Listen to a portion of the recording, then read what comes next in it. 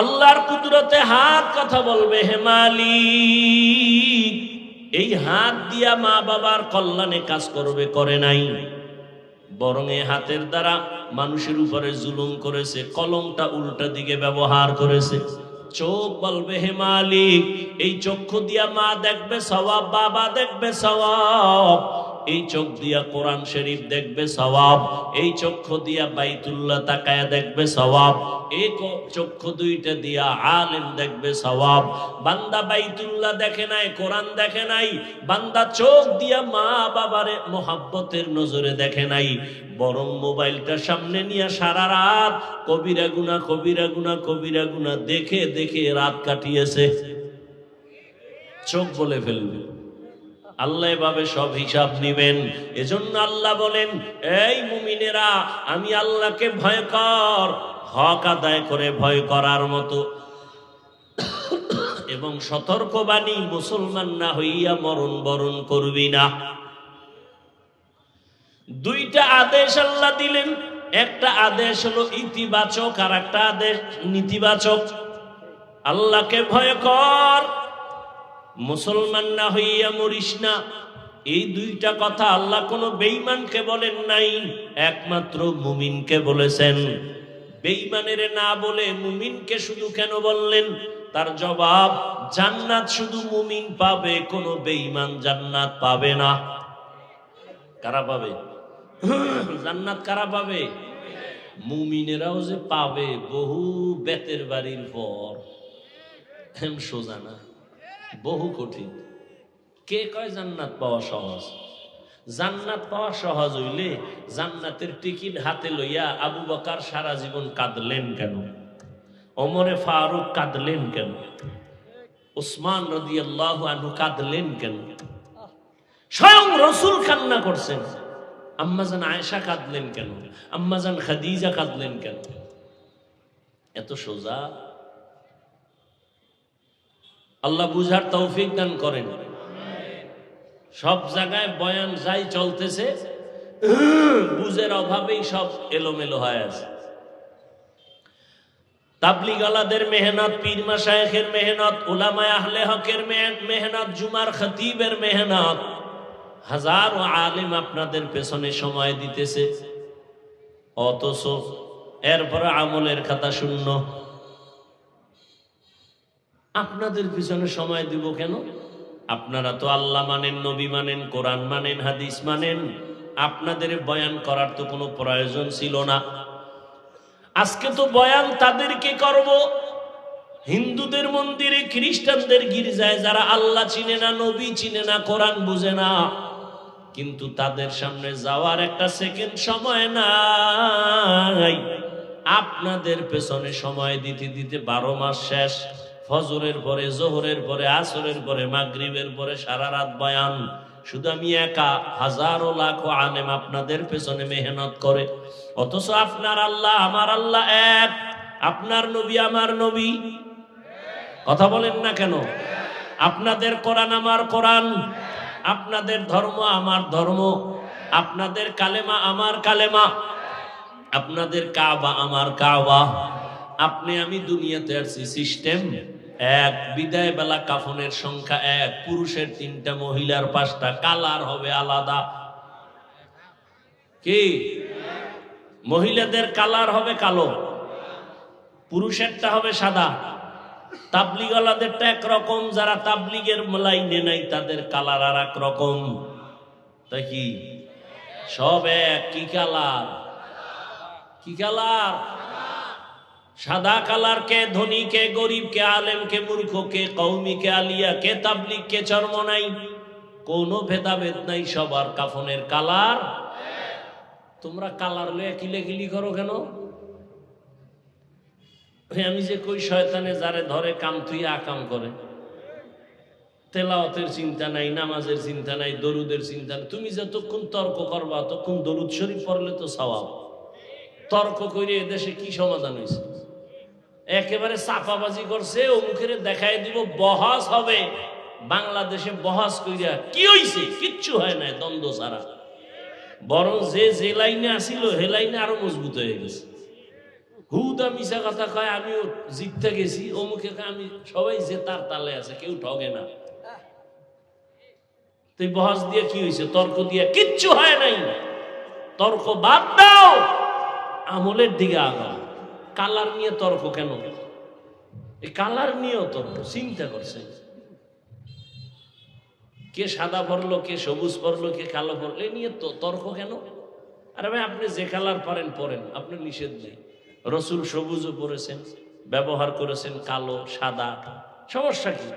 এ নিয়ে একটা কিলাকিলি বাজাই তুইব, কে মাস্তানি দেখাই তুইব দুনিয়া। রসুলের আদর্শ কি এমন ছিল? কই পাইলেন এই আদর্শ? রসুলের আদর্শ কি শিখছেন? রসুল তো 63 বছর হায়াতে কোনোদিন কাউকে একটা গালি দেন না। কি শিখছেন? রসুল তো কোনোদিন গালির জবাবও দেন না। শুনছে গালি, দাঁড়ায় দাঁড়ায় গালি দিতেছে, নবী চুপ করে শুনতেছে, জীবনে জবাবও দেন না। নবী একটা মিথ্যা কথা বলেন নাই। নবী দুটো চোখ গরম করে কারো দিকে তাকান নাই। কি শিখলেন নবীর থেকে? জান্নাত শুধু মুমিন পাবে, কোনো বেঈমান পাবে না। তবে মুমিনও যে জান্নাত পাবে বড় কঠিন পরীক্ষার পর। কারণ আপনার এই কথা অনেকে শুনছেন, আমি 1 মিনিটে টাচ দিয়া যাই। আপনারা অনেকে জানেন 72 দল জাহান্নামী, 1 দল জান্নাতি, জানেন না? বনি ইসরাইলের 72, মুহাম্মদের উম্মতের আরো 1 দল বেড়ে যাবে। নবী বলেন সবাই জাহান্নামে যাবে, 1 দল জান্নাতে যাবে। এই কথাটা আপনারা অনেক আগের থেকে জানেন, তবে এই কথা জানেন কিনা আমি জানি না। জানলে ভালো, না জানলে আবার বলি, এই যে 72 দল জাহান্নামে যাবে, এই 72 দল জাহান্নামীদের মধ্যে হিন্দু, বৌদ্ধ, ইহুদি, খ্রিস্টান কেউ নেই, সব হলো মুসলমান। এবার কোন দলে আছেন হিসাব মিলান বাসায় যাইয়া। মোবাইল তো কম চালাইলেন না, আজকের রাতটা না চালাই হিসাব মিলান। করছেন তো আকাম জীবনে, মনের শখ মিটাইয়া করছেন। মনে চাইছে দাড়ি কাটবেন, ধাম করে কেটে ফেলছেন। মনে চাইছে পার্কে দৌড় দিবেন, দৌড়। মনে চাইছে নামাজ ছাড়বেন, ছেড়েছেন। আর কত? মানুষের শখের একটা সীমাবদ্ধতা তো থাকা দরকার। আর কত? মরবেন না? ইদানিং কালে বেশি মরে যুবকেরা, আর সুস্থ মানুষ, অসুস্থরা কম মরে। কয়দিনের বাহাদুরি করুন? চোখের সামনে কত আপনজন হারায় ফেলছেন না? আপনাকে এখনো সংকেত দেওয়া হয়নি যে আপনিও রেডি হন। কাফনের কালারও এক, কবরে যে কবরে রাখবে সে কবরের সাইজ। আপনাদের এলাকার কবর 1 হাত বড় হবে। কবরে রাখার পরে সবাই চলে যাওয়ার পরে প্রশ্ন হবে 3টা, তাও এক না? হুজুরদেরটা আলাদা। সবার প্রশ্ন এক, 3টা প্রশ্ন। রবের পরিচয় দাও, ধর্মের পরিচয় দাও, রাহমাতুল আলামিনের পরিচয় দাও। আল্লাহ এক, নবী এক, কোরআন এক, কাবা এক, ধর্ম এক, কালেমা এক, কবর এক, কাফন এক, কালার এক, প্রশ্ন এক। তাহলে আপনাদের বয়ান করব কেন? কিন্তু কেন টেন নাই, আপনাদের পেছনে ঘুরতে ঘুরতে ঘুরতে ঘুরতে ঘুরতে ঘুরতে পাগল হয়ে গেছি। ঘুমানোর টাইম নেই, খাওয়ানোর চিন্তা নাই, মাইয়া বলার চিন্তা বাদ, উম্মতের পেছনে আলেমরা দৌড়ায়। এজন্যই তো সেদিন ঢাকায় বলেছিলাম, এরে যুবক, এই দুনিয়ায় তুমি যাকে আপন মনে কইরা পেছনে দৌড়াইয়া নামাজ ছাড়ছো, আল্লাহর কসম তোর আপন না। ও তোরে জবাই করার জন্য বড় দুশ্মন, তোরে মারার জন্য আলাদা দুশ্মন লাগবে না।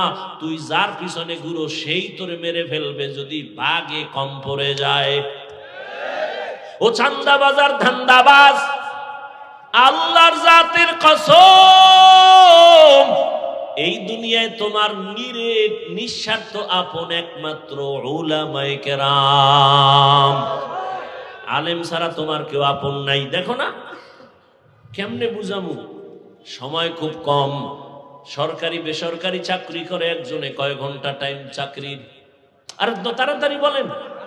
8 ঘন্টা। নিম্নে বেতন কত? নিম্নে 15-20 হাজার ধরেন, 20,000 টাকা বেতন, ডিউটি 8 ঘন্টা। টেবিলের তলে আরো কত, আর মা খালারা মুক্তার দানা থুইয়া গেছে, ওটি খাইব বইয়া বইয়া। ঠিক নেই? হায় হায় হায়।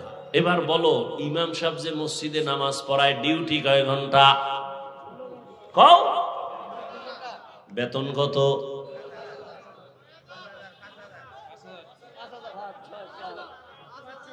হ্যাঁ লাগাও, একটা কিলে কিলি লাগাও। 5,000। শহর এলাকায় একটু বেশি। আচ্ছা বলেন তো, এর থেকে জুলুম দুনিয়াতে আর কোনোটা আছে? 8 ঘন্টা ডিউটি কইরা বেতন নেয় 20,000, টেবিলের তলে ওর মা খালুরা থুয়ে গেছে, এটি খায়, খাইয়া রাতারাতি কলা গাছ। এতদিন রিক্সায় চলছে, আর এখন গাড়ি শুধু না, সামনে খালি পেঁপো আওয়াজ। আর একটা ইমাম 24টা ঘন্টা মসজিদে সময় দেয়, রিমান্ডে রাখে ইমাম রে। একক তো নামাজে না থাকলে রিক্সাওয়ালাও কয় গেছিলেন কই? ইমাম কয় কে তুমি? আমি রিক্সা ড্রাইভার। কিসের পাওয়ার? 5 টাকা বেতন দেই। এরকম বেয়াদব আছে না নাই? দুনিয়াতে এর থেকে জুলুম আর কি হতে পারে? বিবেক কই? সভাপতি দেয় কত? মাসে 100। বাকি কত? কয় 13 মাস। সেক্রেটারি বেতন কত? কয় 50 টাকা দেয়। বেশি দেওয়া যাবে না, তাহলে সভাপতির উপরে উঠতে যাইব। বেশি দেওয়া যাবে না, সভাপতি যা দিবে এর অর্ধেক 50। এই সভাপতি। আর ওয়ার্ডের মেম্বার হবে, এই জন্য রাতে হাতিয়া মারছে 2 কোটি।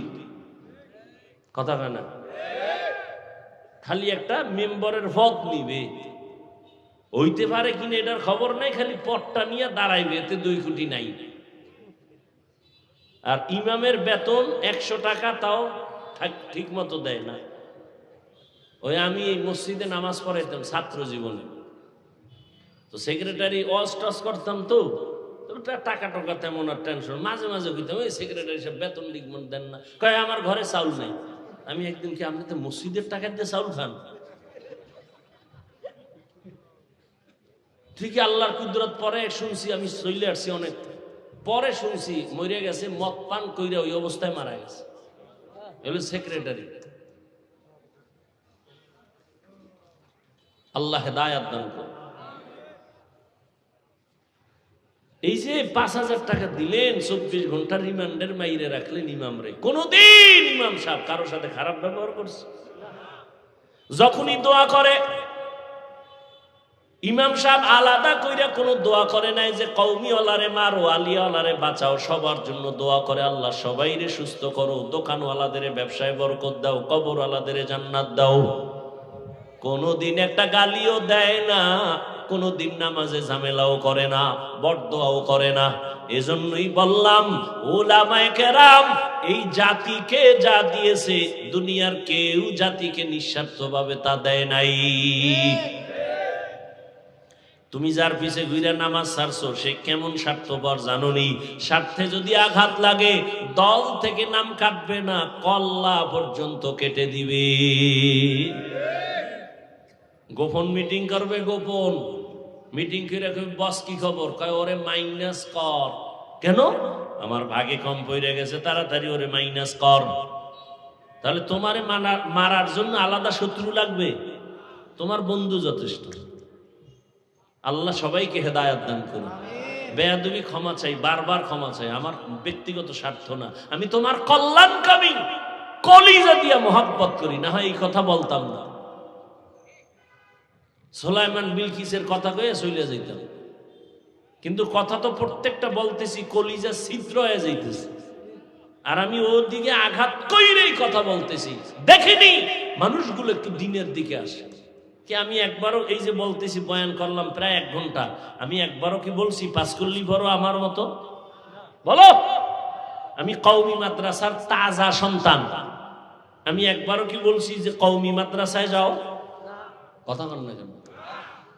আমি একবারও বলি নাই তাবলিগে যাও, অথচ আমি তাবলিগের লাইনের তাজা সন্তান। আমি পীরের মুরিদ। শুধু আমি মুরিদ না, আমি বাংলাদেশের কঠিন মুরিদ। কেমন কঠিন? এই বাংলাদেশে যারা বলে পীর মানি না, ওলিয়া উলিয়া মানি না, এদেরকে আমি দ্ব্যর্থহীন ভাষায় সারা বাংলাদেশে চিৎকার দিয়া বলি,